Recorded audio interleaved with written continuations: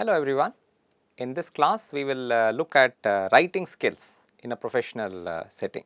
So, let's begin by trying to understand why are these writing skills important. Okay, so, we just go do some work, right. So, you go to the office, you do some work and there are meetings, you make presentations and so on. So, but why are writing skills important? The first reason why it is important is that it helps you get credit for your work, right. See, when you do some work and you just mention it to your supervisor or other people in the office, at that point it is word of mouth. So, I tell somebody and that somebody tells somebody else and it just goes around. So, if you just leave it at that, what will happen is at some point you will hear some person coming and telling you about your work because without realizing that it is your work, right. They just say that in our company today they found out a new way to make this product, and the reality will be you are the person in your company who found out that new way to make the product, right. So, it is important that the work that you do is documented in some way because it helps you get credit for your work, and that way that document has a signature that maybe it will say written by so and so, all that will be written in that document, and so that helps you get credit for your work. It is now listed against your name. So, there is a formal document which is listed against your name and that helps you get credit for your work. It is also something that people can refer to later, right. So, because I may say something to you today and then 5 days down the road I might forget some of the details, you will forget some of the details, and then when the word gets passed around, finally something which is very different from what we discussed is what may be floating around. Whereas, if it is a document which is filed in some proper way, electronically filed, these days we are not talking of a physical file here, but electronically it is documented and saved in some manner, we can always go back and check exactly what we did, what is it we discussed, what were the decisions we took, why did we take those decisions, all of that is documented there, right. So, therefore, both for giving you credit as well as for some kind of a reference that we can go back and look at, we need to do proper formal writing. And so, it is important. This is a very important thing in any professional setting to do. Also, it is very useful to have this writing so that you can use what you have written to help shape the policy of that organization. So, why is this important? Because all organizations, any company you are working in, maybe it's a multinational institution, multinational company which is trying to improve some particular product and its availability across the world and so on. So, they have to make decisions, many decisions will be there to be made. What is the present generation of the product, how do we make the next generation of the product, do we want to pursue a certain line of products or do we want to stop a certain line of products. You hear that all the time in the news, you will suddenly see a new CEO takes over a company and he will simply say we are going to shut down this entire line of products.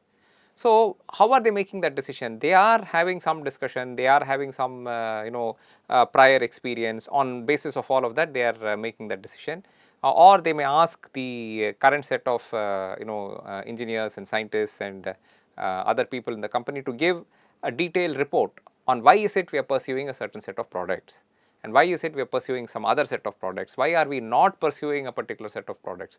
So, they will take these reports, they will read through these reports, maybe they will come and ask you some more questions based on the reports you have written, and on the basis of all that they make that decision.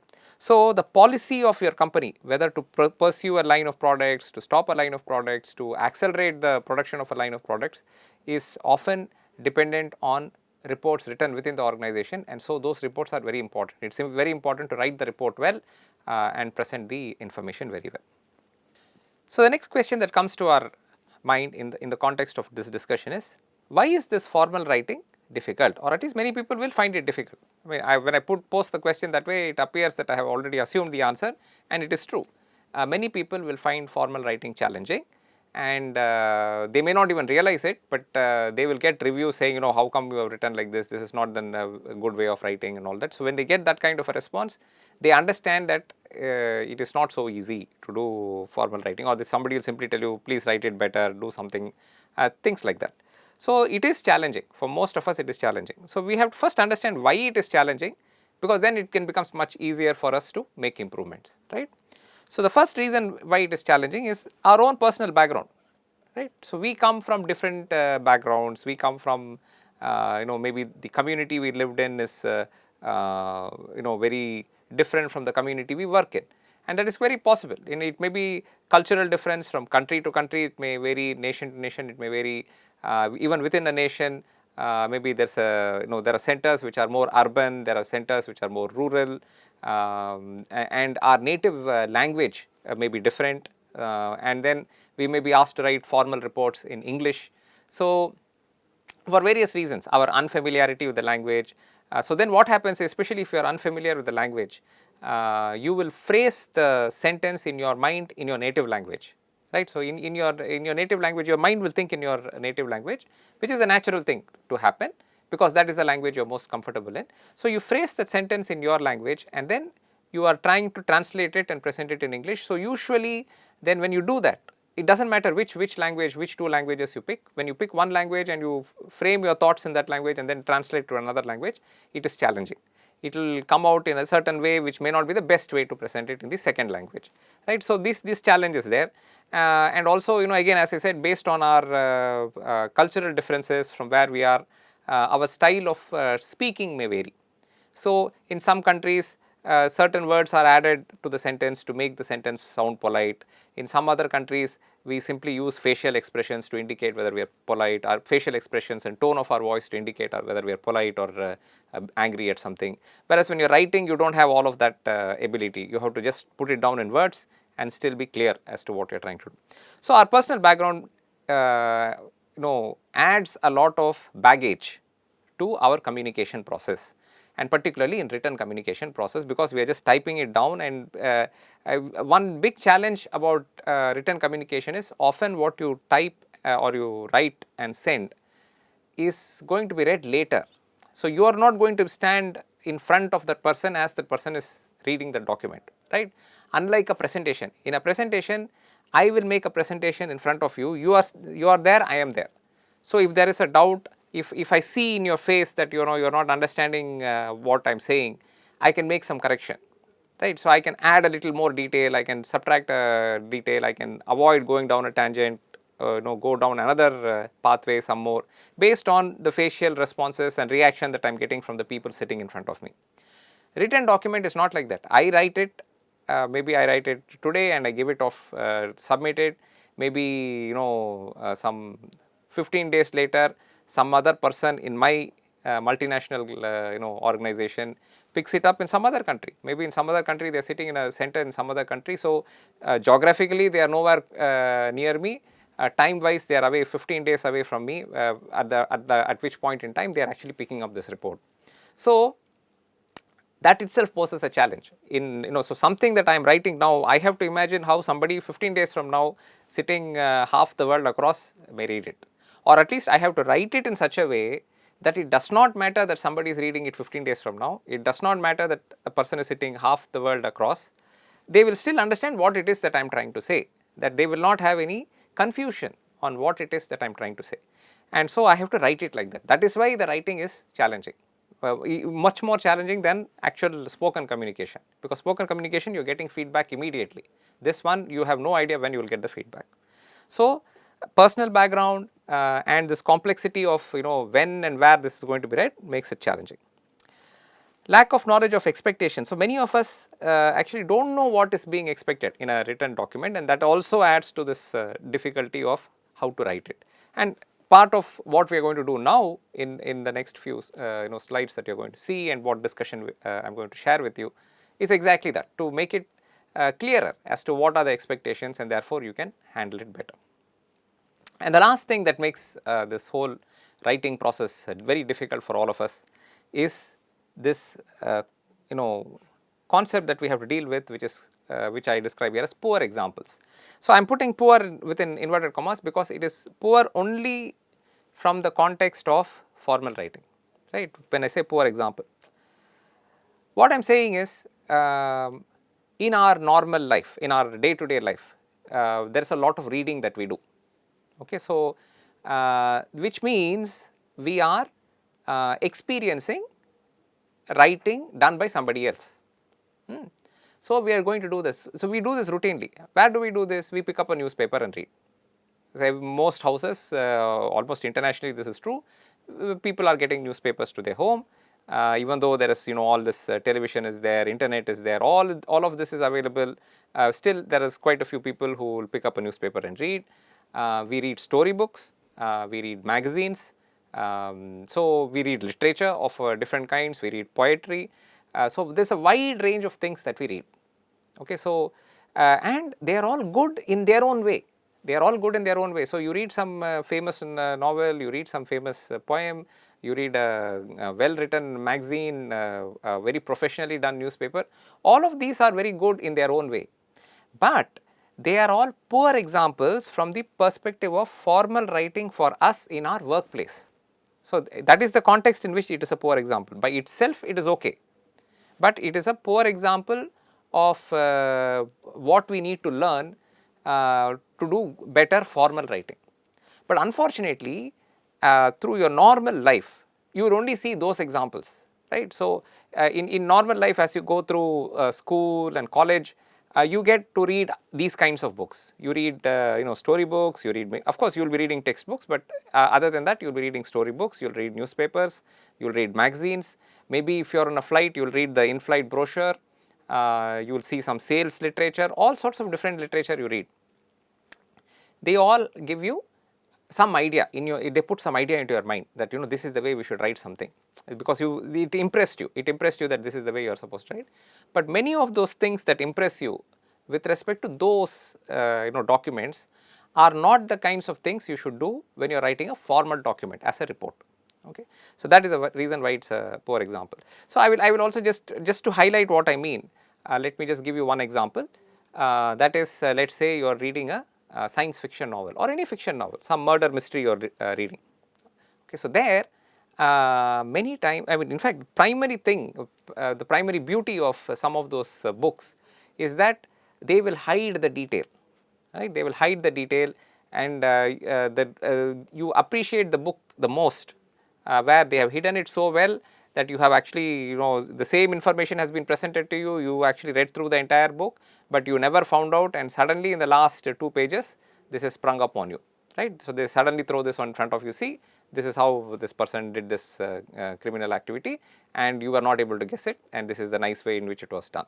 So, that surprise element where you read this 400, 500 pages of the book, and then in the last 3 pages they suddenly, 2 to 3 pages, they suddenly show you how everything connects together, which up until that point you did not understand, is very nice from the perspective of a novel, from a perspective of a mystery novel. That is exactly what you should not do in a technical document, in a formal document. You are writing a document where you are reporting all the work done in your organization to your higher up. So, some senior manager is there, maybe your CEO is there, he is reading it, and he needs to make some decision about the future of the company.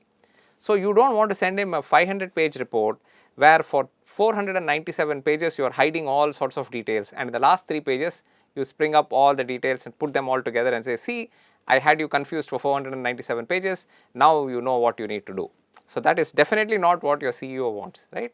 Your CEO wants to make a decision, this afternoon they are going to pick up a report, they want to spend some time looking at it, maybe across a meeting table, maybe 10 of them are going to read some document which you are presenting, and they want to, then that document has to be very precise, it has to be very appropriately written, so that without confusion very quickly they are able to learn something. So, anyway, we will get to that, but what I am saying is many of the examples that we see are not the examples we need to follow, even if they are good examples, they are not the examples that we should follow from the perspective of good formal writing. So, these are all some of the reasons why formal writing is difficult and challenging for many of us.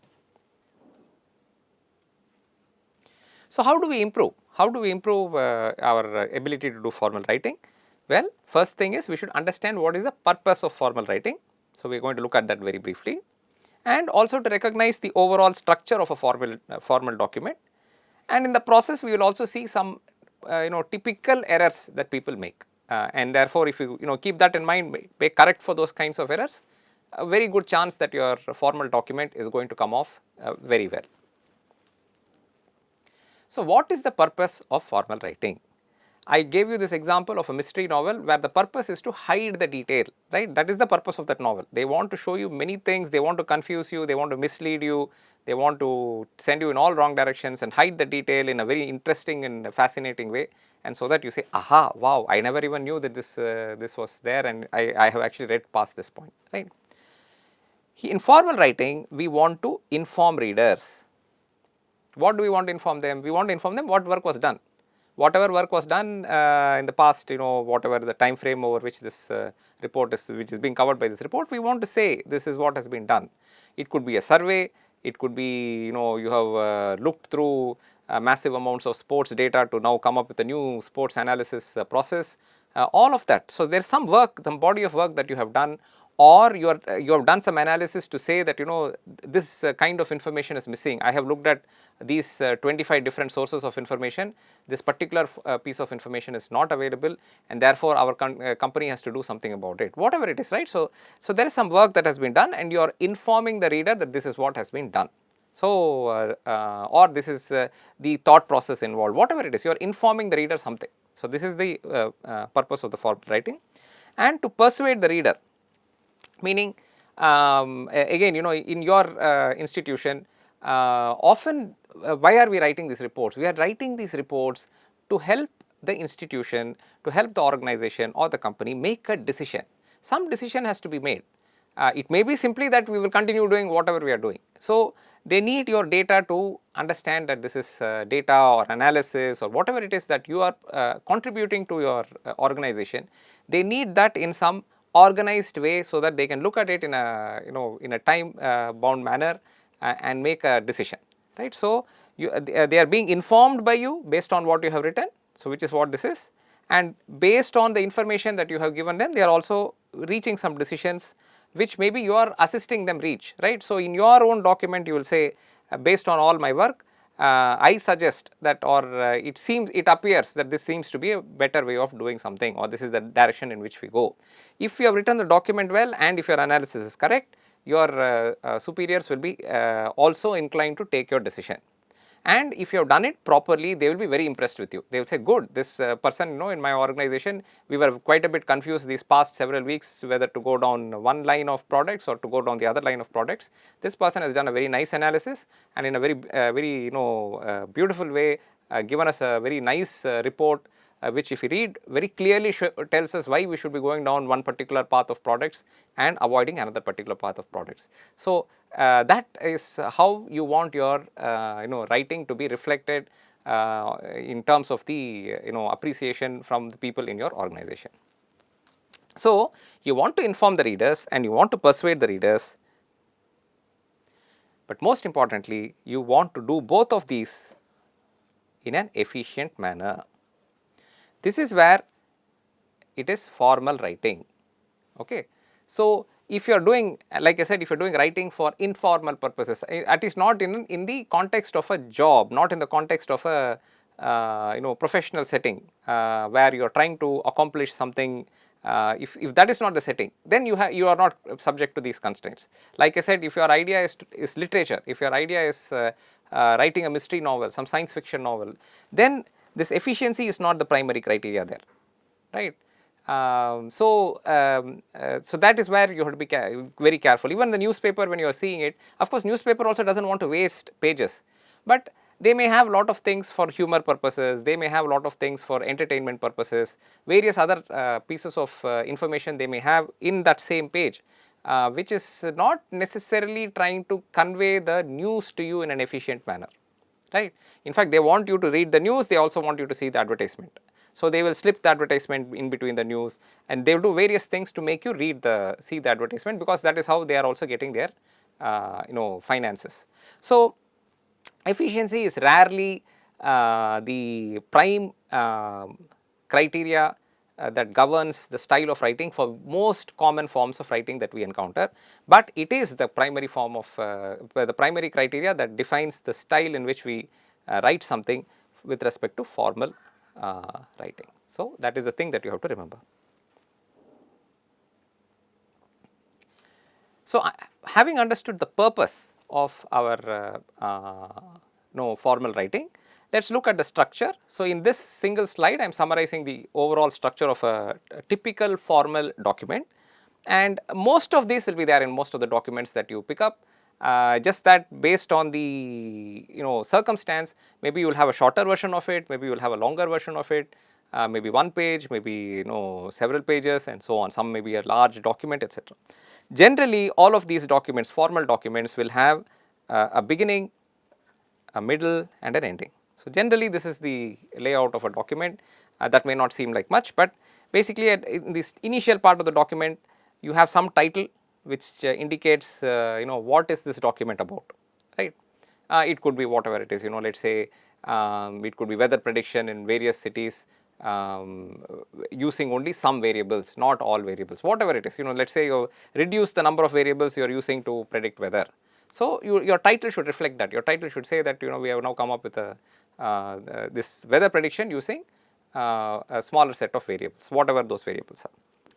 Then the next thing that you will usually have in a formal document is a small summary right on top, because please remember you are presenting this formal document which your managers may look at, other colleagues of yours might look at, because they have to make some decisions in the day, some decision in the day on what they want to do, which direction they want to go, etc. So, if there is a short summary that tells them quickly what is this document about and whether this document is relevant for their decision making or not. Okay, so, that is where when I mentioned previously, written communication is all about efficiency, formal written communication is all about efficiency.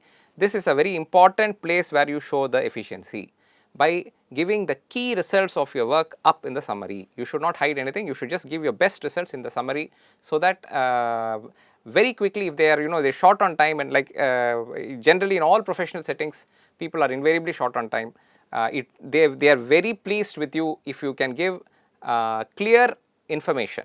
You can pass on information in a very clear manner in a short write up, okay, short write up which does not, so you should not lose detail.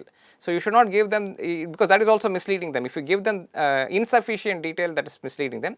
So, you should capture the best points and put it up there, such that at a glance, reading 4 lines, they get a very good idea of what it is that you are trying to convey to them, so that they can make the decision that they wish to make. So, a summary is a good place where you show your efficiency, your ability to convey something efficiently is shown in your summary, and that is part of the beginning of the document, and that is really where it is. And then after that you have an introduction.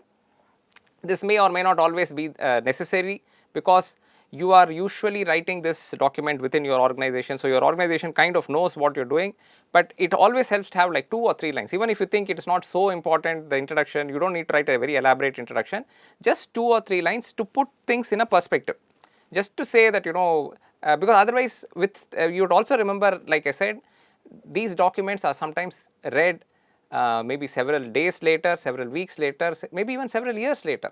They will, for whatever reason, they may do some major analysis of how this organization has functioned over the years and so on. They may pick up a document which was written some 4 or 5 years ago. So, that person who wrote the document may not even be in the organization, maybe they have left the organization, right. So, and the person who is picking it up 5 years later will not know why that work was being done, what was the reason why you were even spending time on that work, right. So, this introduction of just 2-3 lines where you say as we know, as per present circumstances, the following is true, and our intention is to figure out if between these 2 product lines that are available to us, which is the product line we should pursue, because a particular let us say some particular raw material is becoming expensive, or some other raw material is becoming a new raw material, new source of raw materials has arrived, which is a different kind of raw material. Let us say that this is the reason why you have done some analysis. Putting these 3 lines in the introduction will greatly help this document remain meaningful years down the line. Okay, so 15-20 years down the line also they pick up the document, they will know why you did this work. Otherwise, it is just some it's almost like you had some time and you just did something random, and they have no idea why this was being done in the company, because the perspective will not be there. So, an introduction, even if it is only 2-3 lines, is very useful to have in your document, just to set some scene, saying this is the stage, this is the scene, this is why I am doing something, okay, and then you continue with your work. Much of your work, so actually like I said, this itself will convey enough to the to your managers that many times they may not even go past this point. They want, see, the higher they are in the organization, they have less and less time to get into all nitty-gritty details. So they want very good top level summary, so that based on that they can keep moving forward. So if you have done this well, they are delighted with you. I am telling you, they'll be truly delighted with you. Your value in your organization will go up in a big way if you just do the top part very well. But this, of course, you have to do the rest, this second part very well to do this first. So from your perspective, you might have to do more, but in the document, this is what would come up. So the middle of the document is where you actually do present your entire work. So like I said, let's say you're talking about some automobile, and where are all the parts for that automobile coming from. So maybe even though the same automobile is being sold in 10 different countries, let's say the steering column for 3 of the countries comes from a particular source, another 2 countries comes from a different source, another 3 countries comes from some other source, and so on.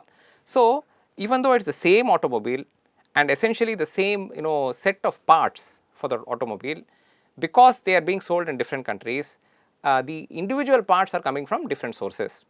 Okay, and this is very complicated because over a period of time, so maybe the steering column comes from 3 different sources, tires come from 5 different sources, seats come from 7 different sources, headlights come from only 2 sources. Let's say you have a complicated combination of what is coming from where.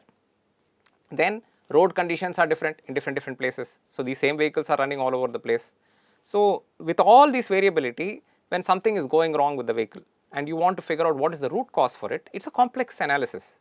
So maybe as a data scientist, you're doing this complex analysis, so many different pieces of information and so much of data available, and you're trying to understand what is it that causes a certain vehicle to fail, what is it that causes some set of vehicles to behave very well. So this complex analysis you're doing, and that is the key, the middle part of your document, that will give all such details. You will tell, yes, just like I mentioned, you will mention our vehicle is sold in 10 countries, parts come from so many places, all the detail you will put here. So your complete work is shown here. So your details, very important that you put in details here. So here you are not trying to, here also you do not want to be wasteful with respect to words, but you are not trying to compromise on detail. Detail should be there. In the middle of the document should have the detail. And you can use some strategy to present it. So typically most of us present using a chronological strategy, saying, first I did this, then I did this, then I did this. This is traditionally how we do most of the time. Whether you're writing an article on education system, you'll say in olden days schools were like this. Then later, good electricity was available in many schools. Facilities improved like this. Infrastructure improved like that. Then 10 years later, this change came. Then in around 2010, lot more around the year 2000 to 2010, lot of internet facilities came. Then you are by that year of 2020, you had a lot of much faster internet access and so on. So things like this. So you may write things in a chronological way. That is typically how we do. But you can also do it in a different way. So you're talking of some product that you are describing in your company. You can talk about the product from the outside inwards, right? From top to bottom, from outside inwards. So because you may have some parts which are the exterior parts, then something inside which does multiple functions, and then inside which is the core of your product. So you can come from outside inwards and explain why you are making some decision at each stage leading up to the center. You can also look at the flow of some variable.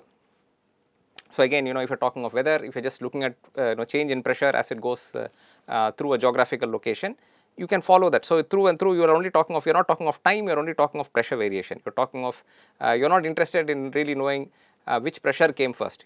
You're at least in that description. You're talking of, you're at this position, you're seeing this pressure, then you move to some other position, you see that pressure, some wind speeds have changed, things like that, right? So you're following pressure through a geographical location. So you can use multiple strategies.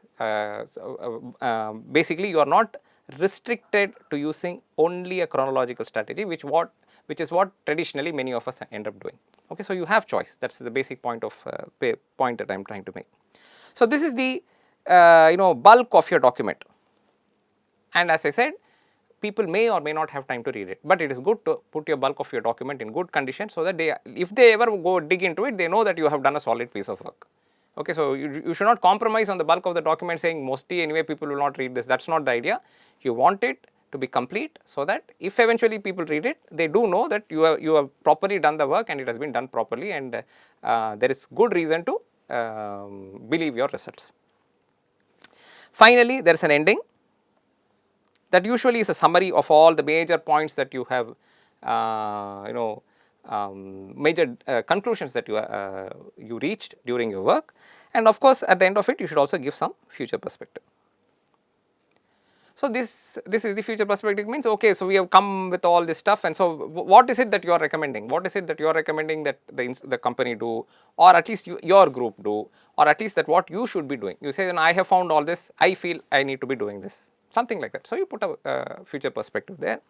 So this is the full structure of the document. There is a beginning, there is a middle, and there is an ending, and there is some things that you should do in each stage, so that when people read the document, they can fully utilize the document. Okay. So this may seem like a lot, but actually if you start doing this on a regular basis, it will come naturally to you. You will not have a problem. You will quickly start doing something that will naturally flow into this kind of a layout.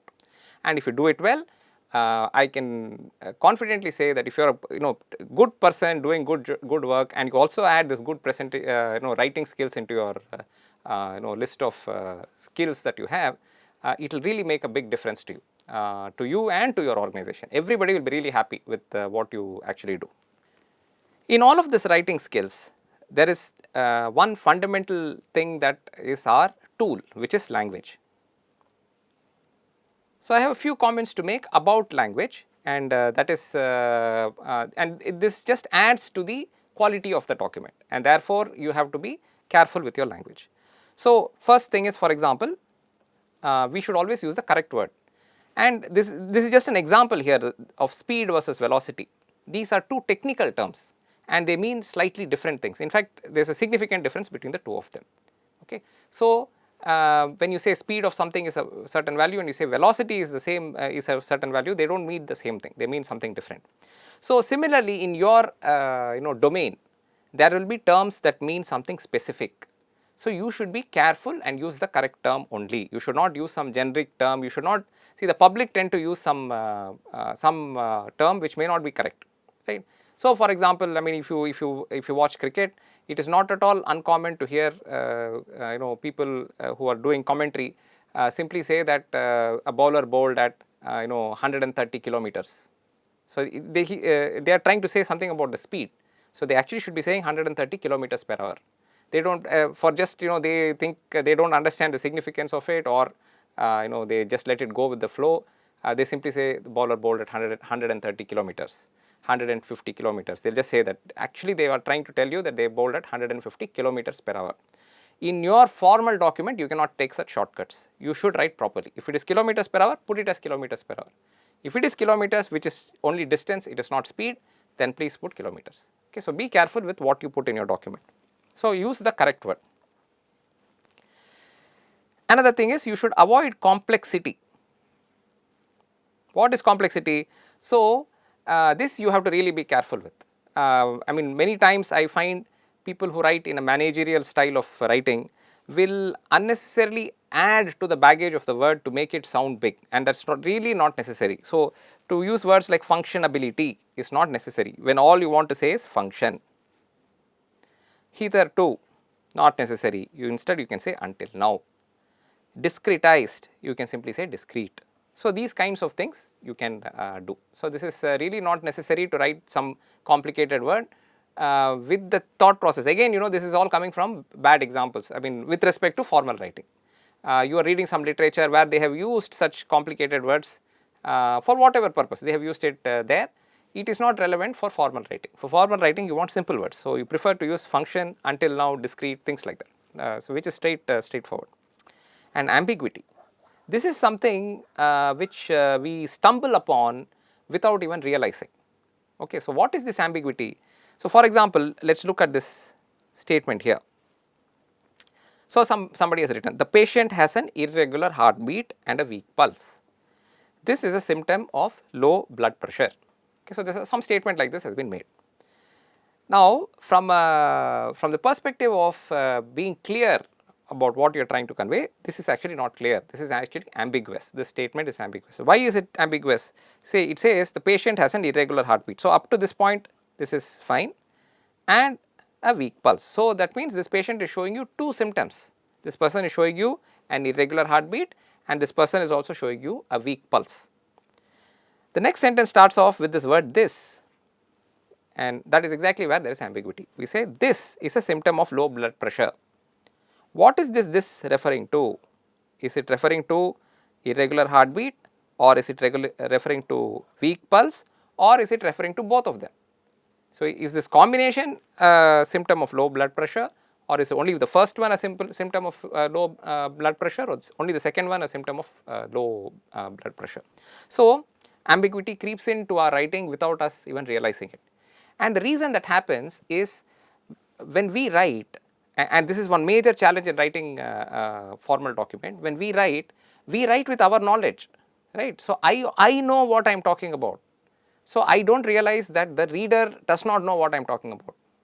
I just write, because in my mind it is very clear what I am referring to. So, when I write this without realizing it, my mind already tells me this refers to something, and I just continue. The reader is a different person. The reader picks up and sees the word this, and they do not know what I am referring to with the word this. I have many things leading up to that sentence, and the word this could refer to any one of those things. And therefore, even if you are confident that, you are sure that you do not want to be ambiguous, without your realizing it, ambiguity will creep in. So, this needs practice. You have to be alert enough to catch places where inadvertently you are being ambiguous and correct it and clean it up. Okay. So, this is one major issue with language. Another issue with language, again this improves with practice. We tend to unnecessarily add words at this point in time when all we need to say is now. At that point in time, we simply want to say then. In light of the fact, we simply need to say because. So, actually if you write a document and you have to put in some effort in your documents whenever you are writing a document, and at one stage after you have written it and you are satisfied that the document is by and large okay, you should read it once again with the whole purpose of simply reducing the number of words. Okay. So, and you will find that once you start doing that a few times, yes, it is an investment of time, it is an investment of effort from your side, but your document will start looking beautiful. And especially if you have done very good work, if you add a good document writing process along with your very good work, you will have amazing praise from all the people who you work with, from your supervisors and so on. You will receive such a strong commendation from all of them, because they really enjoy somebody who is working well and also conveying that work across in a beautiful manner. Generally, the one other thing you should watch out in language is to avoid phrases which again we slip in inadvertently, which are actually considered arrogant phrases. So, an arrogant phrase for example is it is obvious. It is actually not at all unusual to see documents where this phrase is used. It is obvious that something is the way to do something, and etc. Now, it is obvious is considered an arrogant phrase because if it is obvious, you should not waste people's time by stating it, and if it is not obvious, you are basically rubbing it into that person, saying see, I am so great, for me it is obvious, maybe for you it is not obvious. So, therefore, for these reasons it is considered to be a bad practice to use this phrase. But surprisingly, if you see many written documents, you will find it. You find that quite a few people who are even regular writers in various settings tend to use this phrase. So, my suggestion to you is to avoid using such a phrase. And any unusual term you use. So, this is again something you have to be careful. Many organizations have terminology which is unique to that organization. So, and that is fine. We can't really avoid it, we can't do anything about it. So, you have to somewhere in the document add some, when you use that unusual term, it is nice if you can add one small within bracket what it means at least the first time you use the term, so that for the rest of the document it becomes very easy. I would say sometimes this goes to the extreme. Unusual terms and abbreviations, for example. I have seen documents which are written in some settings, in international settings, in fact, in international settings, in an international location. I found a government document which had several pages of abbreviations, because they are just routinely making an abbreviation, and that's something you should guard against. You should not just abbreviate, every four words you should not convert to an abbreviation and start using it. There must be a reason why you need that abbreviation, and if not, just use the word, so or the set of words. So be careful with unusual terms that you use any abbreviation and define them. So to summarize, I think we covered most of the major parts of this writing skills and the challenges and so on about it. So let's just summarize what we have seen. Writing skills are very important. They help you convey what work you have done. They help your organization take decisions. It helps document important developments in your organization, and so it is very important. It is not to be considered as a waste of time. Many times I think we feel, I have already done all this work, why should I sit and type a report on it? Not at all. I think it is the most important document through which you are able to convey to many people what was the work done, who did the work, what is the consequence of the work, the beauty of the work. Everything is conveyed through the document, and it is conveyed, like I said, across years.